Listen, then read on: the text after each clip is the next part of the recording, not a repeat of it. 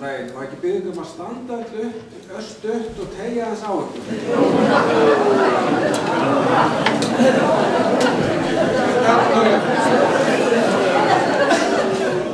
Í eldhúsinu heima á mér eru 2 gluggar. Þegar ég horfi út annað þeirra sé ég KR-völlinn. Þegar ég horfi út hinn þá sé ég líka KR-völlinn. Ég bý í Vesturbænum í Frostaskjólinu. Ég er giftur konu sem eins mikill Vesturbæingur og KR-ingur og þið getið ímyndað ykkur. Pabbi hennar var í stjórn KR í ár eða áratugi og hann geymdi kassa af kampavíni í ár eða áratugi úr bílskúr, bíða eftir fyrsta titli í svokallaða Vesturbæjar stórveldis.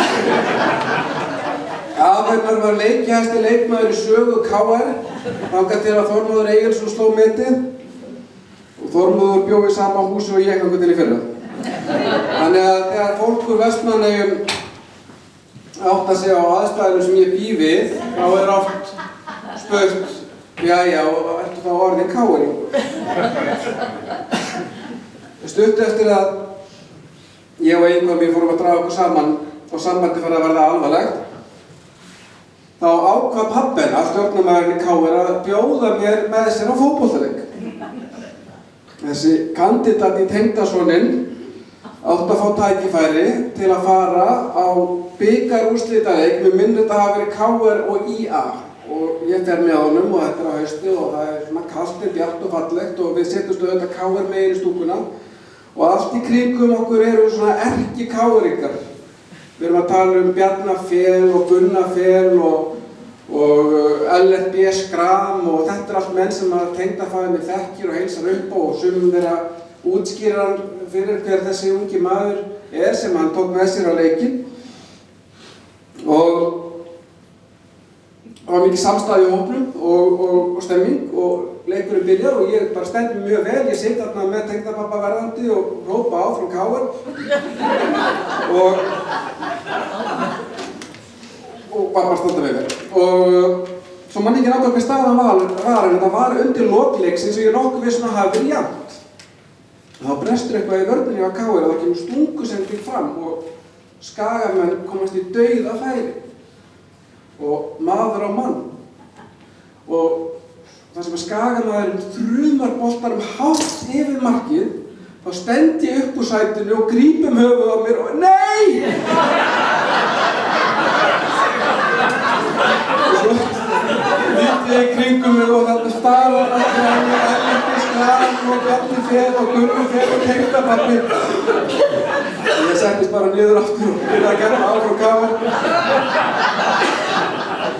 En mér hefur ekki verið boðið aftur á leik. Ég bara rakst einu sinni á Hermann Hreiðarsson í miðbæ Reykjavíkur, þetta var stuttu seinna. Þá var hann með David James með sér og þeir voru á Ölduhúsi, English-pub ef ég man rétt og David James hafði ekki verið lengi í Eyjum en hann sagði það við alla sem heyra vildu á English-pub I hate fucking KR. Hann var búinn að læra það að ef maður er á Eyjum þá heldur maður við liðinu sem spilar á móti KR. Það er eitthvað alveg rétt að það er alveg sama hvað ég bý lengi í Vesturbænum að það sem að vinir mínir segja er satt að það er hægt að taka mann úr Eyjum en þú tekur ekki eyjarnar af manninum.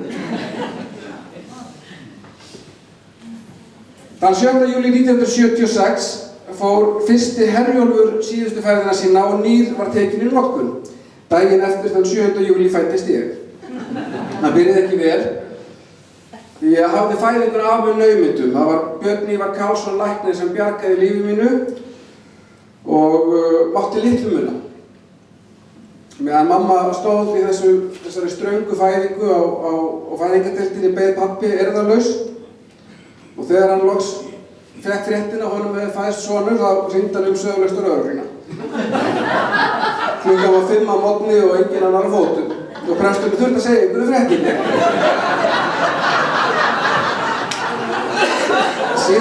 Síðan þá hefur lögreglan haft samanlítil afskipti af mér og enginn af föður mínum. Og svona Svona byrjaði þetta. Mamma mín Katrín Þorleifsdóttir, hjúkrunarfræðingur frá Eskifirði og pabbi séra Kjartan Örn Sigurbjörnsson frá Siglufirði, en ættaður úr Eyjum. Og þau sitja nú bæði hérna að koma með mér í dag, sem ég finnst ofsalega gott og gaman að hjá okkur. Við gistum hérna á Hótel Vestmannaeyjum sem heimsklassa hótel, búin að borða heimsklassa mat og það svo stórkostlegt að sjá þessa uppbyggingu hérna. Og við erum búin að njóta þess að keyra hérna og rifja upp ýmislegt gamalt og gott. Fyrsta heimili mitt var á Sóleyjargötu 2 og þegar ég átti 4 mánuði að vera 2 ára þá fæddist Guðbjörna systir mín 17. mars 1978. Við fluttum svo þegar við vorum orðin of stór til að eiga saman herbergi á Hólagötu 42. Þetta var held ég árið 1980. Þar á Hólagötu 42 áttum við okkar yndislega bernsku heimili. Það var svo 1991 sem var haldinn fjölskyldufundur og tillaga var lögð fram það að fjölskyldan flyttist á höfuðborgarsvæðið.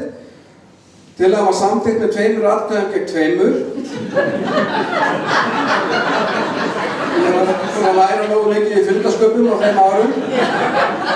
Við systkinin vorum Eyjamenn í húð og hár og gátum ekki hugsað okkur annað en að hafa alltaf heimili hér.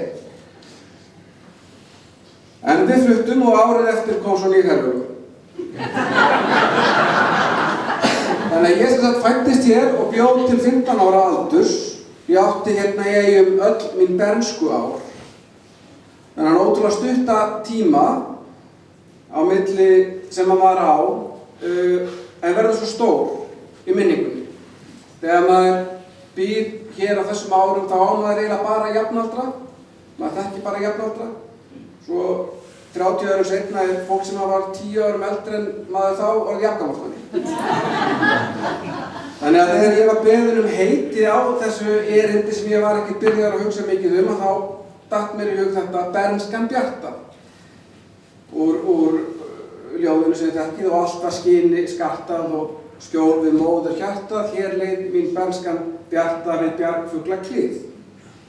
Og þannig man ég þennan tíma að bernskan hafi verið björt. Og var frjálslegt og gaman að alast hérna upp eins og allir vitnað og segja frá sem hingað koma. Og allt fólkið í kringum mann var gott. Og minningarnar allar bjartar. Minningarnar segi ég að kannski væri réttir að tala misminningar. Því að öll veðurfarsgögn og óbrigðult elstu manna minni vitna það að sumrin sem ég átti hér, mín bernsku vor, hafi verið sérlega köld, blaut og dimm. Það liðu stundum vikur á þess að það sæðist í Helgafell, var það heima. En það skiptir engu máli.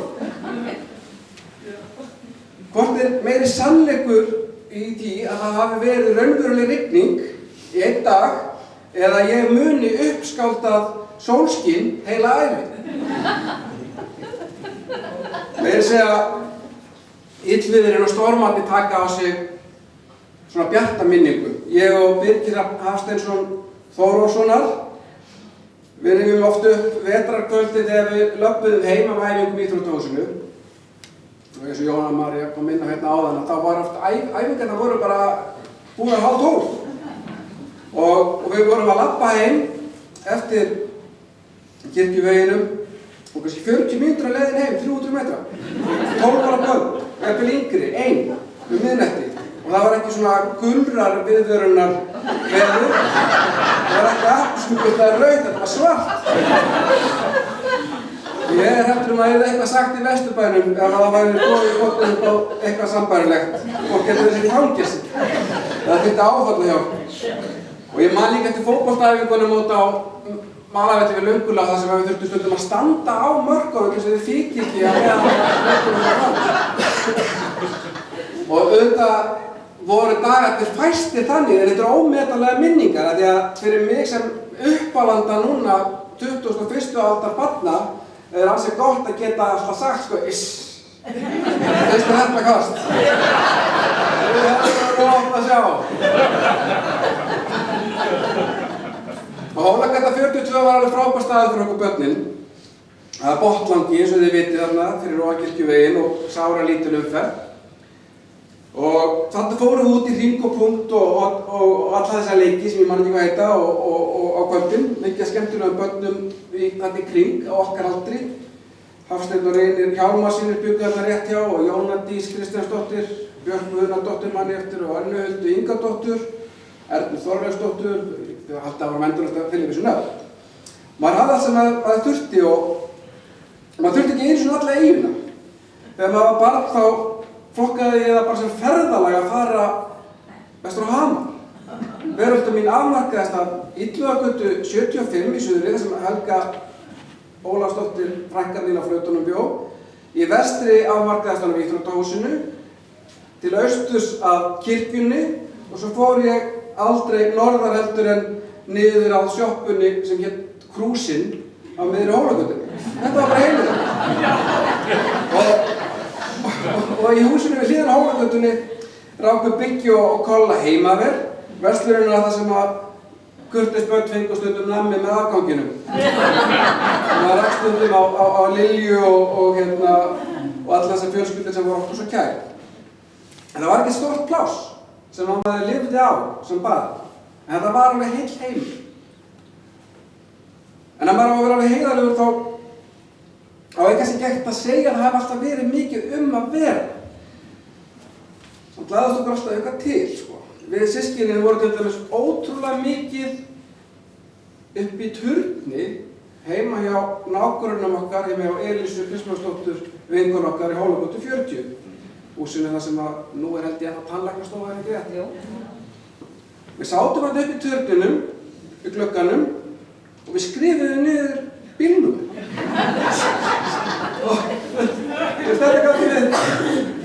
Þetta gátum við dundla okkur við. Fyrstu meginn að stíla bækurnar og bílnúmerum, svona bílnúmerum, við kerðum aftur og það var ekki alltaf spennandi. Og þetta var auðvitað tími sem áreiti var allt miklu minna heldur en núna og afþreyingin mjög fábrotin. Og heimilislífið var til dæmis svo tíðindasnautt að það heyrði til stóru viðburða ef að síminn hringdi. Og þá heyrðu það allir á heimilinu og við Guðrún hlupum til að við vildum svara og fá að vita hvað var að gerast. Og ef símtalið kom ofan á landi, þá var það ekki paník. Það verður að passa upp á að sá sem átt að fá símtalið kæmi sem fyrst í samband og það þurfti að vera dauðaþögn svo að þessar rándýru mínútur færi ekki til spil. Þegar símtalinu lauk, þá þurfti að gera skýrslu. Hvaða áhrif þetta símtal gæti haft? Var einhver að boða komu sína? Þurfti einhver að sinna erindi eða útkalli? Gætu átt vona fleiri símtöl? Einhvern veginn hringdi síminn og systir mín að svara og hún hlustar á erindið og setur svo tólið svona á öxlina, leit upp á mömmu sinni og spurði: Mamma, það er verið að spyrja prestsmaddumuna. Er það ég?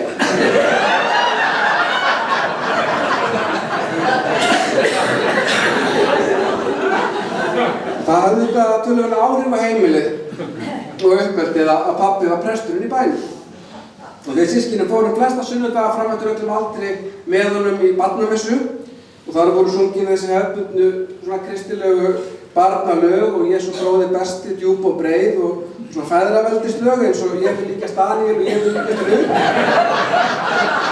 Við Rutum svo sæt og góð og Daníel fyrstur hetjum góð. Pappa okkar presturinn sagði alltaf biblíusögurnar og reyndi að innræta í ungan söfnuðinn kristilegt siðgæði og gott gildismat. Og einhvern tíma var hann að reyna að útskýra fyrir krökkunum hversu verðmætt orð Guðs í biblíunni er. Það er ekki til sem er dýrmættara en biblían, sagði presturinn. En stærsta hús í heimi. Nei, biblían er verðmættari. En stærsti demantur í heimi. Nei. Þetta er helt áfram. En er biblían verðmættari heldur en heimaklæddur fullur af gulli? Pabbi stóð fast á sínu. Biblían væri svo sannarlega verðmættari en allur heimaklæddur fullur af gulli. Strákurinn sem spurði þessar spurningar var mjög hugsi og svo fór hann heim til sín. Og Ríkur beinti pabba síns. Pabbi, ég verð að spyrja þig einu. Hvað? Eigum við Biblíu?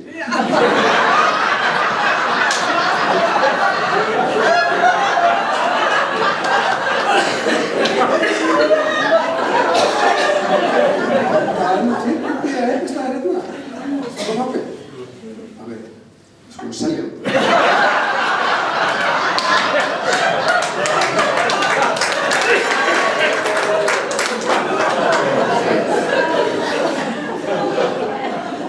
Kirkjan stór þáttur í þessum minningum frá barnæskunni og auðvitað allt þetta yndislega fólk í kringum okkur, Krists og Kristín og Elisa og systur hennar. En íþróttirnar eru það líka.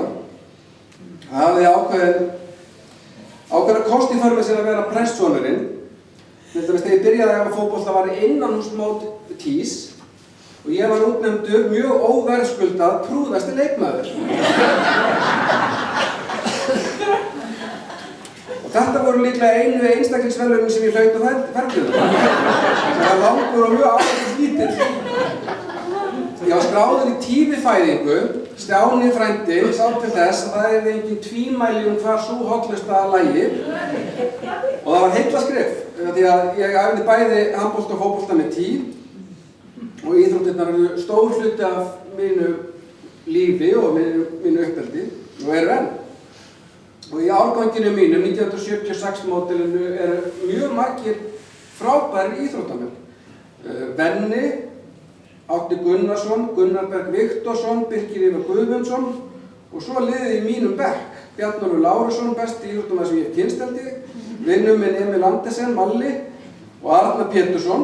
Þetta var svona fólk í mínum bekk og svo besti fótboltamaðurinn í bekknum, Matthildur Halldórsdóttir, sem spilaði alltaf með okkur strákurum og var best langframmettir aldrei. Hversu góðir íþróttamenn voru þetta? Bjarnólfur, hann æfði frjálsar íþróttir í nokkra dag. Svo var hann sendur á Íslandsmót. Keypti kúluvarpi. Bjarnólfur setti nýtt Íslandsmet. Svo var hann Íslandsmeistari. Í næsta leiktímatíma var farið í kúluvarp. Við köstuðum frá áhorfendapöllunum og í áttina að rimlunum upp við vegginn hinum megin. Kannast þið við þetta? Þetta var í íþróttagóðsuminu. Og Íslandsmeistari kastaði fyrstu.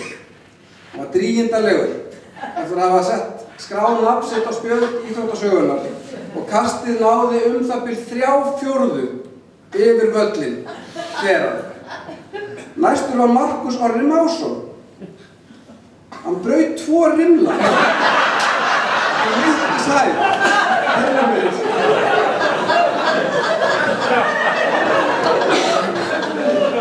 Þannig að þetta var hörkulið og okkur gekk vel í yngri flokkunum. Við tíðarandi vorum oftast með eitt af svona 3 bestu liðunum á landinu, bæði í handbolta og fótbolta og okkur varst ekkert sjálfsagðar. Þórarinn voru skammt á eftir en á eftir.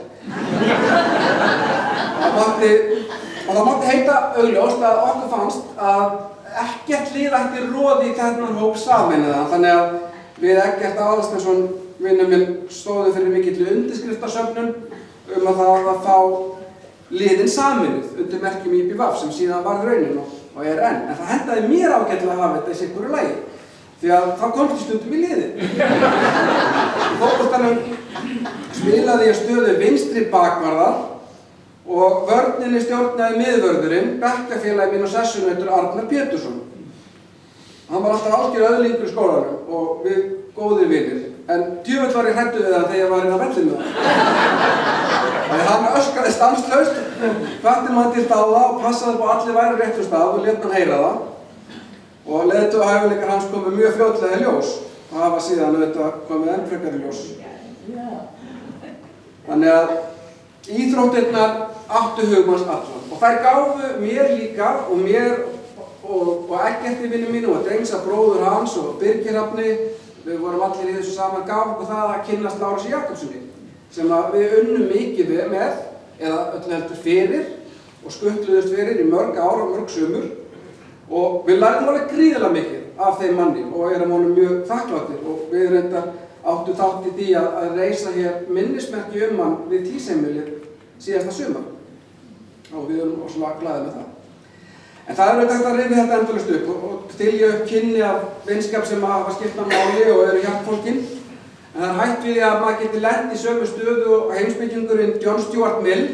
Hann byrjaði að skrifa ævisögu sína og þegar hann var búið með 7 bindi þá þurfti hann að hætta við af því að langafi hans var ekki fæddur.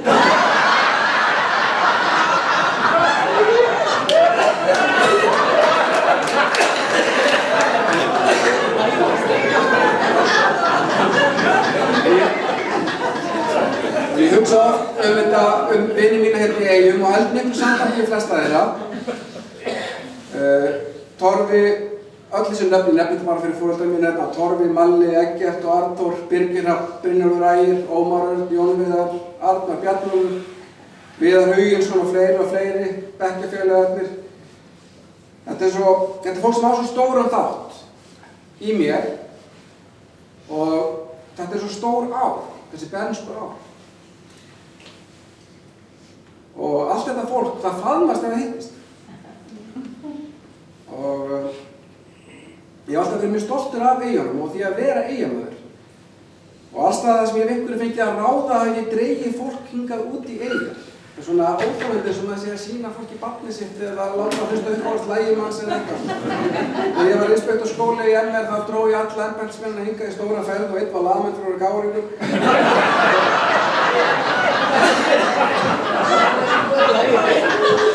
Þetta gerði ég líka þegar ég var formaður vöku í háskólanum og þegar ég var í SÚS og það héldum við risastórt landsþing hérna og allir dregnir hingað.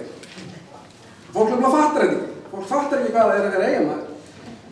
Svo ég held að ég búið að koma hérna inn á að fólk getur verið frá Sauðárkróki, Selfossi, Keflavík eða Kópaskeri en maður er ekki frá Vestmannaeyjum, maður er Vestmannaeyingur.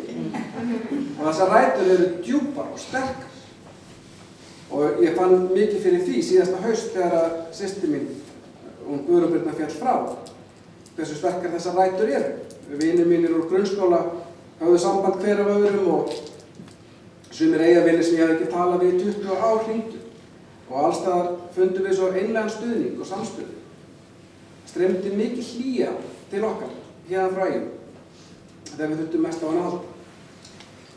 Og annað fólk skilur þetta ekki, af því að það að vera Eyjamaður er innsti kjarninn í manni, af því að Eyjarnar eru fósturlandið og fósturjörðin og föðurlandið. Og maður kemur ekkert hérðan, maður bara er. Og ég held þetta sé svolítið eins og Indíánarnir í Ameríku. Navajo-Indíánar eru Navajo-Indíánar og það er sama hvert þeir fara, þeir saknast á sléttum. Og þetta er svolítið eins og að tilheyra ættbálki frekar en að vera frá stað, að vera Eyjamaður. Í gær fór ég í smá göngutúr, leið sem ég verið að labba 1000 sinnum sem barn. Og ég labbaði frá íþróttahúsinu upp brekkuna bak við sundlaugina, upp á Kirkjuveg og svo meðfram Kirkjuveginum, meðfram hólnum þar sem Jói bjó, niður að garðinu fyrir aftan Hólagötu 40, þar sem ég stökk alltaf niður að veggnum og hljóp heim á Hólagötu 42.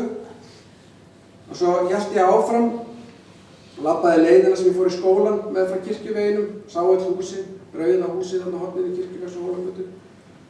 Og svo áfram, meðfram Hitaveituhúsinu, leit inn og gluggan á þessi tæki sem ég skildi aldrei hvað gera. Áfram Sneiftarampinn og svo niður með frá kirkjuna að barnaskólanum. Og mér leið alltaf ofsalega vel í þessu umhverfi. Við átti svo góð bekkjarsystkini og hafði svo góða kennara og þetta var eitthvað svo öruggt og þægilegt. Og þetta var algjörlega sjálfvirkt hjá manni að gera þetta, þannig að svolítið eins og Jóhanna María, það er ekki mörg svona atvik sem kom upp, þetta er meira bara svona þessi tilfinning að hvernig lífið var. Og öll þessi hegðun var algjörlega sjálfvirk. Og maður hugsaði aldrei út í það, en ég hugsaði út í það í gær hvers slags ævintýri það er að ganga þessa leið. Að ganga þessa leið og vera með Herjólfsdal fyrir aftan sig og Heimaklepp á vinstri hönd og Helgafell fyrir framan sig. Að búa á þessari eyju sem manni fannst svo sjálfsagt svo einstakt. Og það var mjög gott að eiga heima mitt þarna á Hólagötu 42. Og mér skilst að þetta hafi verið prestsbústaður alla tíð síðan og hugurinn leitar og þangað. En ég hef auðvitað ekki komið þangað inn síðan að við fluttum. Sem reyndar ekki alveg rétt. Eftir að við fluttum þá mætti ég sjálfsögðu alltaf á þjóðhátíð mörg ár. Og eitt skipti þreyttist ég skyndilega mjög mikið á leiðinni heim úr dalnum. Og ég lét bílinn stoppa kirkjuveginu við Andabæjarhólabrautar og þótt ég hafi ekki haft mikið skynbragð á umhverfið mitt að gat ég stuðst við þessar gömlu, sjálfvirku hreyfingar, þessi skref sem ég hafi tekið svo oft áður og tók stímið á Hólagötu 42. Fór inn í garðinn og tók í hurðina niðri og viti með hennum á ropinu. Ég lagðist í maginn til svefns á gólfinu þar sem skrifstofan hans pappa var og svaf bara mjög vel. Þangað til að presturinn kom. Og hún var nú bara lítið hrifin og rak mig út með hávaða og formælingu. Og ég hrökklaðist auðvitað út, ringlaður en náði þá hóstöfum mér en ég var heima hér.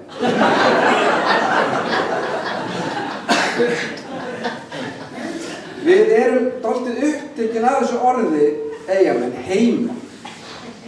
Við búum á heima-ey og yfir okkur gnæfir heima-klettur.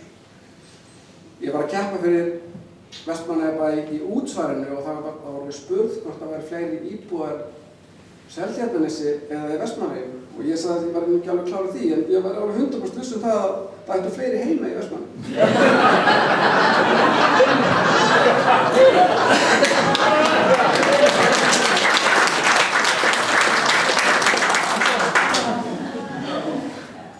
Þetta segir í ljóðinu, eyjan mín kæra ég óska hjá þér að eigi ég faðmlögin vís, í ljóðinu sem heitir Heima, sem ég stál titlunum í erindið af, og að koma hingað alltaf að koma heim. Og þegar maður fæðist, þá fæðist maður inn í heim sem að virðist fullskapaður og endanlegur í augum barns. Maður véfengir ekki lífið eða veröldina, maður hefur ekki hugmynd hvort veröldin er eins og hann á að vera, hvort hann er góð eða vond. Veröldin bara er og umhverfum hans. Maður hugsa ekki mikið út í það sem bara af hverju eyjar og fjöll heita það sem þau heita. Þau eru bara þau eins og þau hafa alltaf verið. Og það er eins og enginn hafi búið nöfnin til. En Heimæi getur aldrei heitið annað en Heimæi og hann getur aldrei verið annað en Heimæi. Maður bara kemst ekki hjá því fyrir en seinna að átta sig á því að maður var heppinn með berskuna. Benskan var björt af því hún var hér. Og við systkinin ræddum þetta mjög oft, hversu þakklátt við vorum fyrir að hafa átt þessi æskuár í Vestmannaeyjum. Við vorum algjör franskbrauð hér. En þegar við fluttum til Reykjavíkur og fórum við umgangast læknabörn, þá vorum við orðin algjör rúgbrauð. Og þetta þakklátt okkar til eyjanna mun lifa margar kynslóðir því að við þetta ölum bara upp eyjanni, saman hvað við erum. Og þannig virka ættbálkar.